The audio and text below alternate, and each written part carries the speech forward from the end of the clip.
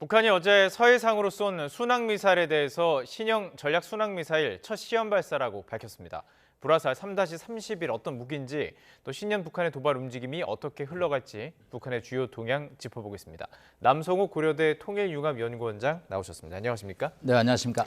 자, 먼저 이제 순항미사일을 일단 탄도미사일을 발사한 지 열흘 만에 또다시 미사일을 쏘게 된 건데 새해 들어서도 계속 이제 도발이 이어지고 있습니다. 좀 정리를 해보면 좋을 것 같은데요. 네, 일단 김정은이 1월 초에 신년 시정연설에서 남측을 대남 적대 국가로 선언한 다음에 이제 군사 도발을 이어가고 있습니다. 일단 열흘 전에 IRBM 중거리 탄도미사일을 발사한 다음에 열흘 만에 이제 순항미사일을 발사했습니다. 이름을 불화살 3-31로 했는데 네. 불화살 하니까 무슨 드라마 주몽에서 과거에 불을 붙여 쏘는 느낌. 뭐 그런 연상을 하는데 북한 군사 당국자들이 하여튼 뭐 장명을 하는데 굉장히 신경을 쓰는 것 같습니다. 일단 우리 시청자들을 위해서 순항미사일과 탄도미사일을 조금 비교 설명할 필요가 있습니다. 일단 순항미사일은 속도가 늦습니다. 마하 1 그러니까 한 시속 1000km 이내로 쏘거든요. 다만 이게 저고도로 날아갑니다. 한 지상에서 100m 이상으로 날아가기 때문에 요격 탐지가 쉽지 않습니다. 특히 변칙 기동을 한다고 그러죠. 꾸불꾸불 날아갑니다. 그렇기 때문에 이것을 격추시키기가 어렵습니다. 탄도미사일은 이제 로켓 엔진을 써서 보통 마하 1 이상, 그러니까 1000km에서 6000km까지 날아가고요. 일단 고도로 쏜 다음에 떨어질 때는 그냥 자유낙하하는 지점에 떨어지는 겁니다. 이건 유엔 안보리 제재 결의안입니다. 그러나 어저께 북한이 쐈다고 하는 이제 순항미사일은 유엔 안보리 제재 결의안은 아닙니다. 그래서 우리 군인 그동안 탐지를 여러 번 했지만 이것을 공개하지는 않았는데 어제는 우리 군이 3시간 만에 탐지를 해서 이를 공개했습니다. 왜냐하면 북한의 도발이 빈번해지기 때문에 우리의 대응 태세를 점검하고 또 우리 국민들에게 경각심을 주기 위해서 어제 이제 공개를 했습니다. 이 북한이 이 미사일을 발사한 의도는 중요한 것이 전술핵을 탑재한다라는 것이죠. 전술핵. 이 미사일에다가 핵을 탑재한다면 굉장히 피해가 크고요. 이것을 또 남한이나 또 일본 상공에서 공중 폭발을 시키는 시험을 하고 있습니다. 그러면 이것도 아주 대응하기가 어렵죠. 그래서 북한 입장에서는 전술핵을 탑재해서 남한 또 주일 미군 기지에 공격 가능성을 보여줌으로써 대남 위협을 가속하고 있기 때문에 우리로서는 이 전술핵 탑재에 대한 대응이 굉장히 지금 숙제로 떠오르고 있습니다. 지금 설명해 주신 것처럼 순항미사일은 이제 밑으로 막 다니는 거죠. 그러니까 이렇게 날아가는 겁니다. 쉽게 말하면. 이제 탄도미사일은 쭉 쏴가지고 가는 거. 탄착 지점에 어느 정도 알 수가 있는 것이고 그렇기 때문에 좀 우려스러운 건데 여기다가 이제 북한이 이름을 붙이기를 불화살 그리고 3-31입니다. 사실 우리가 그 순항미사일 계속 이제 순항미사일 일지도 저희들이 좀 보여드릴 텐데 순항미사일을 계속 2023년부터 쏘아왔기 때문에 순항미사일 어느 정도 이런 무기일 거야 예측을 합니다. 그래서 오늘 오전에 이제 북한이 밝히기 전까지는 이거 화살 1형, 2형일 거야라고 생각을 했습니다. 이게 뭐가 차이가 있는 건가요? 불화살과 화살? 네, 일단 이제 지난해 3월, 7월에 연속적으로 순항 미사일을 발사했습니다. 그래서 그때는 화살 이제 1, 2 시리즈로 이렇게 했습니다. 그런데 어제 북한이 앞에 불자를 붙였습니다. 아마 불자를 붙인 의미는 전술핵 탑재 아마 가능성을 시험하고 있는 그런 순항 미사일이기 때문에 기존보다 불자를 붙인다는 건 더 위협적이고 대남 공격 능력이 과거와는 다르게 월등하다라는 측면에서 불화살이라는 그래서 이거 화살 시리즈에서 다시 불화살 시리즈로 지금 넘어가는 것이 아닌가 하는 계속 앞으로는 이제 전술핵 탑재 미사일 시험이 이루어지기 때문에 이게 한 단계 지금 업그레이드 된 그런 상황이라고 볼 수 있겠습니다. 화산 31형이라고 그 왜 전술핵 말씀하셨잖아요. 그게 있잖아요. 그러니까 그거를 탑재할 수 있다는 의미에서 3-30일이 아닐까 이런 추측도 나오는 네, 거죠. 여러 가지 있을까요? 가능성을 엿볼 수 있는데요. 네. 일단은 이제 기존 순항 미사일 시험에서는 순항 미사일이 지금 말씀한 대로 네. 적어도 한 100에서 150m로 꼬불꼬불 기동을 하면서 남측의 산악지대라든가 예. 또 주일 미군 기지의 방어망을 뚫고 공격을 하는 가능성을 보여주는 실험을 했는데 네. 이제 그것이 어느 정도 가능하다고 판단을 했고 거기 미사일에다가 전술핵, 즉 소형 핵을 탑재한다면 네. 이거는 뭐 대단한 또 위협이기 때문에 기존의 화산 1, 2에서 한 단계 더 나가서 네네. 불자를 붙이면서 또 화살이라는 단어를 씀으로써 새로운 전술핵 미사일로 지금 이제 시범을 보이고 있는 것으로 보입니다. 그리고 이제 북한이 지난 9월에 이제 순항 미사일을 도발할 때도 전략 순항 미사일을 통한 전술핵 공격, 가상 발사 훈련 이렇게 주장을 했습니다. 그렇기 때문에 이번에 이제 불화살이라는 게 붙은 게 이거 진짜 북한이 또 핵탄두를 한 것을 실험하는 것으로 봐야 되는 거 아니냐 이렇게 볼 수 있는 거 아닐까요? 네, 불자가 붙었다라는 것은 기존 순항 미사일과는 뭔가 다르다라는 걸 과시하겠죠. 그러면 다를 게 뭘까? 결국은 미사일은 떨어져서 폭파하는데 네. 이 폭파하는 과정에서 임팩트 충격 반경 범위를 넓혀야 되거든요. 예. 그러면 결국 북한이 지금 핵 플루토늄, 우라늄을 추출하고 있는데 그걸 통해서 이제 소형 핵폭탄을 만들고 있거든요. 네. 이것을 결국은 순항 미사일에 장착시킴으로써 예. 이 폭발 위력을 아주 가속화시키고 있기 때문에 네. 저희로서는 매우 신경을 쓰지 않을 수 없는 상황입니다. 이 순항 미사일 능력은 어떻게 보세요? 저희가 이제 영상으로 계속 보여드리는데 저렇게 막 이렇게 날아가는 겁니다. 이 미사일이 어느 정도 능력이 있다고 보세요? 그러니까 아무래도 능력은 목표한 지점에 정확하게 타격하는 걸 텐데. 네, 일단 탄도미사일은 아까 말씀드린 대로 고고도로 쏘아 올릴 때만 로켓 엔진이 작동을 합니다. 네. 그러나 이제 이 순항 미사일은 제트 엔진을 한 다음에 유도 항법 장치가 거기 부착이 되어 있습니다. 그러니까 지상에서 이것을 조종할 수가 있는 것이죠. 예. 어느 지점, 예를 들어서 뭐 북한이 노리는 지역은 우리의 이제 계룡대라든가 몇 개 우리의 기지를 타격하려고 그러겠죠. 그러면 정확한 목표를 위해서 컴퓨터 베이스로 계속 그 컨트롤을 하는 것이죠. 예, 예. 특히 우리의 어떤 대공 요격 체제를 피해가면서 쏘는 이제 그런 능력을 갖추고 있기 때문에 이 순항 미사일이 유엔 안보리 제재 대상은 아니지만 네. 탄도 미사일에 못지않은 이제 위협을 느낄 수밖에 없는 거죠. 예. 일단 뭐 북한 입장에서는 계속 지금 이제 실험을 하고 있습니다. 네. 뭐 군사 기술은 시행착오 실험 속에 발전을 하고 있습니다. 네. 우리 현무 미사일과 지금 비슷한 양상을 보이고 있는데요. 아마 뭐 주기적인 실험을 6개월에서 1년 사이에 하는 것으로 볼 때 정확도를 높이기 위하고 또 어떤 특정 목표 지점 타격의 성공 가능성을 높이기 위해서 북한이 실험을 하고 있는데 상당히 위협적이라고 볼 수 있겠습니다. 네. 위협적입니다. 그리고 이제 말씀하신 것처럼 순항 미사일 계속 이제 뭐 미사일의 재원을 바꿔가면서 쏘는 상황에서 보통 이제 어디를 쐈느냐, 사거리가 어떤 것이냐, 어떤 무기를 썼느냐에 통해서 우리가 의도를 좀 파악을 하는데 이 의도 어디를 좀 어느 지역을 집중을 하실 것이고 어떤 목적을 가지고 있다고 보세요? 이제 두 군데라고 볼 수 있겠습니다. 네. 남측의 군사기지와 주요 핵심 시설이고요. 그 다음에는 주일 미군 기지, 오키나와라든가 괌, 미군 기지, 또 예. 일본 요코스카 항공기지 등을 아마 타격 목표로 하고 있는데 네. 요게 이제 꼬불꼬불 기동이죠. 네, 변칙 기동이라고 그러는데 얼마나 우리 한국과 일본, 미국의 요격 체계를 피해서 자신들이 원하는 지점에 요격을 할 수 있을 것인지 네네. 이제 그런 가능성을 보여주는데 아직 북한이 정확한 재원을 발표하지 않는 것으로 봐서는 네. 북한도 아직도 보완할 점은 좀 있는 것으로 보고 다만 이제 김정은이 계속 신년서부터 대사변을 준비하고 전쟁을 마다할 생각이 없다라는 그런 입장을 표명하고 있기 때문에 네. 거기에 맞춰서 신형 무기 개발을 가속하고 있는 것으로 보입니다. 자, 미국 측의 반응도 이제 나왔습니다. 뭐 매우 위험하다 하면서 외교를 복귀하라라는 좀 메시지를 보냈는데 미국의 반응에 대해서는 어떻게 보세요? 네, 뭐 북한이 기다리고 있는 또 하나의 반응 중에 하나겠죠. 네. 일단 신년 들어서 여러 가지 한반도 주변 정세에 대한 우려가 깊어지고 있습니다. 특히 로버트 칼린, 뭐 지그프리드 해커 등 미국의 과거에 협상에 나섰던 전문가들이 2024년은 1950년 한국 전쟁 당시보다 위험하다라고 발언을 하고 있습니다.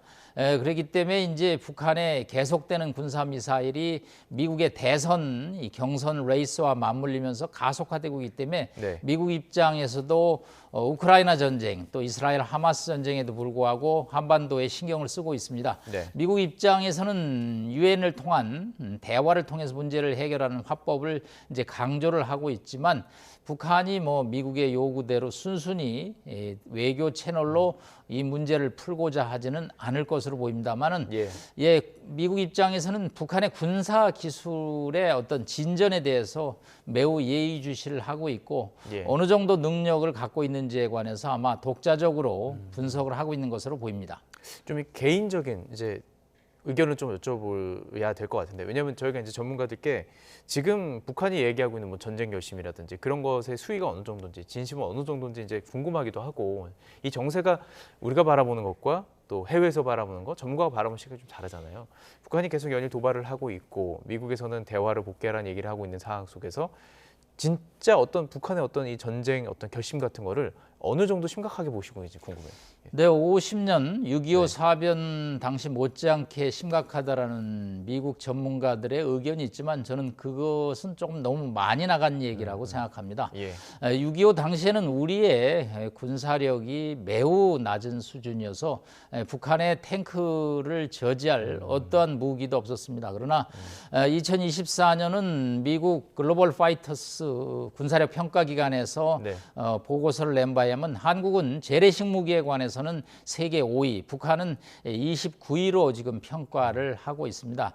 재래식 무기에 관해서는 우리가 충분한 억지력이 있습니다. 다만 북한은 핵무기를 보유하고 있기 때문에 핵무기까지 포함한 군사력에서는 우리가 열세를 보이죠. 그렇기 때문에 우리가 한미동맹에서 확장 억제 전략으로 북한의 핵 위협을 지금 저지하고 있는 상황입니다. 북한 입장에서는 여러 가지 목적으로 지금 새해 들어서 도발을 강화하고 있습니다. 일단은 대내에 굉장한 어려움이죠. 김정은이 지방 경제에 기본적인 생필품조차도 보급이 되고 있지 않다고 본인의 잘못인데도 본인이 간부들을 힐책을 했을 정도로 내부 상황이 심상치 않은 거죠. 내부의 불만을 외부로 돌리는 것이죠. 또 일부 K 한류 등의 문화가 북한 사회에 확산되는 것을 철저히 차단을 하고 있고요. 또 중요한 점은 남측의 총선, 4월 10일 총선, 또 11월 7일 미국 대선을 앞두고 강대강 구도를 형성하는 것이 자신들이 원하는 구도를 만드는데 도움이 된다라는 판단이죠. 뭐 전쟁이냐 평화냐는 구도를 형성함으로써 남측 국민들을 불안하게 만들고 또 미국으로서는 이제 트럼프가 당선되면 자신과 또 정상회담을 할 수 있다라는 이제 그런 과거의 시나리오를 염두에 두고 있고요. 마지막으로는 러시아와의 지금 아주 군사적 결탁이 절정을 맞고 있습니다. 지금 우크라이나 현장에서 한글이 쓰여진 북한산 미사일 부품이 지금 발견되고 있습니다.